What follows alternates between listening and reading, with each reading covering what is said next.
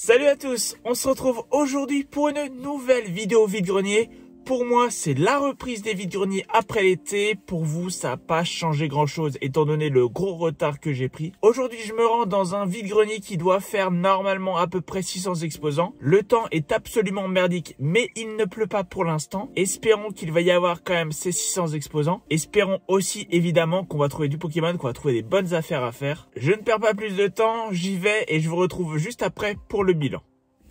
On se retrouve donc pour le bilan de cette journée de vide-grenier. Je n'ai pas fait un vide-grenier, j'en ai fait deux. En plus du gros vide-grenier de 600 exposants, j'en ai fait un autre qui, je pense, devait avoir à peu près 200 exposants, quelque chose comme ça. Et dans ces deux vide-greniers, vous l'avez vu dans la miniature, j'ai pu trouver des choses. C'est quand même pas fameux, on va pas se mentir. Le temps a certainement découragé pas mal de monde de venir exposer. Au final, le premier vide-grenier avec 600 exposants, je pense qu'il y en avait peut-être un peu moins. En tout cas, il y avait pas mal de trous dans les rues, mais j'ai pu trouver des choses. On va commencer avec ce qui n'est pas du Pokémon. Pour 50 centimes, j'ai pu avoir ces cartes et stickers de foot. Donc il s'agit de deux cartes de joueurs du Stade Rennais, Steven Nzondi et Benjamin Bourigeaud, qui sont maintenant plus au club. Je pense que vous l'avez compris, mais en tout cas, si ce n'est pas le cas, je suis fan du Stade Rennais, je suis abonné au club. Et j'ai aussi acheté ce petit lot de stickers Panini Coupe du Monde 2018. J'ai fait l'album à l'époque, mais j'ai pas tout complété. J'ai pris ce petit lot là pour 30 centimes. Je pense que c'est vraiment pas trop mal. Et en vérité, je sais même pas si dans ce petit lot, il y a des stickers qui me manquent. Mais bon, pour 30 centimes, je me suis laissé tenter. Et en parlant de tenter, pour 1 € seulement, j'ai acheté une enceinte JBL Go. Je sais pas exactement quel modèle c'est. Je sais pas si c'est le premier ou si c'est un plus récent. J'imagine quand même, au vu des ports, que ça doit être la première version. J'ai payé ça donc 1 €. C'est en assez bon état, mais c'est vraiment assez sale. Donc ça demandera un petit coup de nettoyage. Au départ, c'était 2 €. J'ai négocié 1 € parce qu'il n'y avait pas le chargeur.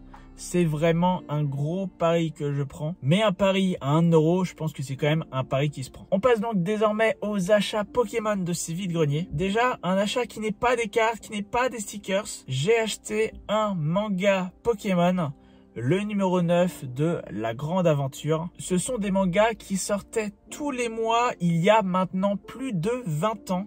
Ça sortait dans les bars tabac. Ça coûtait un petit peu moins de 3 €. Et celui-là, je l'ai donc pour 50 centimes. La Grande Aventure, c'est un manga qui a été réédité en 3 parties, il me semble, avec donc des mangas qui sont quand même beaucoup plus épais. Mais des petits formats comme ça, j'en ai eu à la sortie à l'époque. Je les ai toujours, je les lis pas vraiment. Faudrait que je m'y remette un peu. Et puis celui-là, il me semble que je ne l'avais pas. Donc pour 50 centimes en plus, ce petit shot de nostalgie, c'est vraiment très cool. Ça y est, on passe donc aux cartes Pokémon. On va commencer avec un lot de 5 cartes achetées pour 50 centimes, 10 centimes pièce. Il n'y a rien d'exceptionnel, ça rentrera dans la collection ou à l'échange. 10 centimes, des petites cartes brillantes comme ça, j'hésite pas une seconde. En parlant de cartes brillantes, cette fois un lot de cartes que j'ai pu acheter pour 1 €. Il y a 8 cartes. Pareil, je passe également très rapidement ce lot.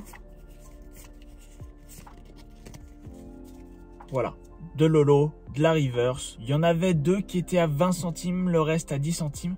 J'ai pas trop compris pourquoi. Ça fait 1 € le lot, ça reste un prix tout à fait acceptable. Et avant de vous montrer les 3 ultra rares que j'ai trouvés aujourd'hui, je vais vous montrer ce gros lot de cartes, qui n'est pas un énorme lot, mais qui est en tout cas beaucoup plus gros que ce que je vous ai présenté avant. C'est un lot que j'ai payé 2 €. Il y a beaucoup de cartes énergie dedans. Mais ces énergies-là, ce sont des énergies du set de base et de Neo Genesis. Pourquoi j'en ai pris en double? Déjà parce que je les ai eu un petit peu gratos. Et puis, je suis curieux de voir si dans cet état-là, elles sont jouables. Parce que je me dis que jouer avec des cartes un petit peu rétro dans ces decks récents, ça peut être sympa. Et dans ce lot, il y a aussi pas mal de cartes du bloc X. Je vous les passe rapidement.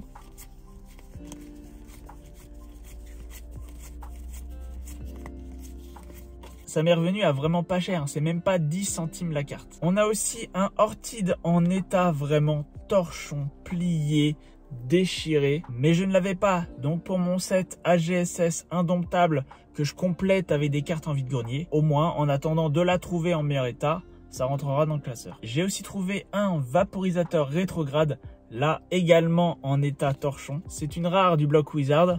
c'est pas si facile que ça à trouver. Je sais plus du tout si je l'ai déjà ou pas, mais ça reste une carte du bloc Wizard, donc j'ai pas hésité très longtemps. Et dans ce lot, il y avait aussi 4 cartes brillantes, une méga canne reverse, un fossile racine Lilia reverse et 2 tickets prioritaires. C'est pas une trouvaille de malade mental, on est bien d'accord. Alors on n'a pas fini avec les cartes Pokémon, il me reste à vous montrer les 3 ultra rares que j'ai trouvé aujourd'hui. On va commencer avec un Octillery TG de Star Étincelante que j'ai eu pour 1 €, un Dialga originel V, la promo du coffret que j'ai eu lui aussi pour 1 € et une autre carte promo de ce même coffret, un Dialga originel V-Star. Donc là aujourd'hui, pour l'instant en tout cas, vous l'avez vu, il n'y a pas de coup de fusil, il n'y a pas d'excellentes affaires, même si les ultras à 1 € évidemment ça fait toujours plaisir, mais je m'attendais à trouver quand même beaucoup plus de choses dans un vide-grenier où il y avait 600 exposants. Après c'est pas dit que quelqu'un soit passé avant moi. Je dirais que j'ai surtout de la chance avec ces 2 cartes là parce que le gamin posait la boîte devant mes pieds quand je suis passé et c'était au milieu de tout un tas de cartes fausses, mais comme quoi la persévérance ça paye. N'hésitez pas à fouiller les lots de cartes fausses, parfois il arrive qu'on trouve des belles pépites. Mais ce n'était pas le gros de cette vidéo. Le gros, il arrive maintenant. C'est un lot de cartes et de stickers que j'ai pu acheter pour 7 € dans un stand assez éloigné du vide-grenier. Cartes et stickers étaient marqués à 10 centimes pièce. J'avais honnêtement la flemme de trier. J'ai proposé 5 € pour ce lot. La personne en voulait 10. On a négocié à 7. Je sais pas si c'est une excellente affaire, si c'est juste une bonne affaire ou si j'ai trop dépensé. N'hésitez pas en tout cas à me le dire dans les commentaires. Et quand je vous dis que c'est un gros lot, c'est vraiment un gros lot. On a des stickers de l'album Merlin, mais malheureusement, ce sont des stickers qui ont été découpés directement dans l'album. Vous le voyez, ils ont même découpé des stickers qui étaient déjà collés. C'est vraiment dommage parce que je sais même pas si je pourrais les recoller dans mon album à moi. Et je sais même pas si je pourrais les décoller sans les abîmer. Après, ça reste des petits stickers très sympas. C'est la nostalgie, hein. C'est l'époque de quand j'étais gosse et quand j'avais l'album. Ce lot-là, de toute façon, c'est full nostalgie. Alors, je ne vous montre pas ce qu'il y a à l'intérieur. La vidéo durerait vraiment 3 plombes. Je réserve cette découverte pour des vidéos shorts. N'hésitez pas à aller dans l'onglet shorts de ma chaîne pour voir cette découverte. On continue dans la nostalgie avec les cartes TV animation. Pas mal de cartes également. C'est notamment ces cartes-là qui cote le plus, même si ça cote pas des masses, il me semble. J'ai pas encore regardé ce qu'il y a, mais déjà voir un Dracofeu, c'est quand même bien cool. Il n'y a pas l'air d'avoir de cartes brillantes, ce qui est un peu dommage. Mais pareil, je ferai un short de cette découverte. Donc n'hésitez pas, après cette vidéo, à aller dans l'onglet shorts de la chaîne. Et enfin, le tout dernier lot de cette vidéo, un autre lot de stickers, mais cette fois-ci un lot énorme. Il s'agit des stickers Dunkin Boomer. C'était un petit emballage avec à l'intérieur un chewing-gum et il me semble qu'il n'y avait qu'un stickers. Il y en avait 150 à collectionner, un par Pokémon. Là, vous le voyez, ce n'est pas de la première génération, c'est la deuxième. Donc j'imagine que ça vient d'une série 2. Et je sais pas du tout s'il y a des doubles ou pas. En tout cas, pour la quantité, je pense que j'ai fait une quand même plutôt bonne affaire. N'hésitez pas à me dire ce que vous en pensez. Est-ce que 7 € pour ça,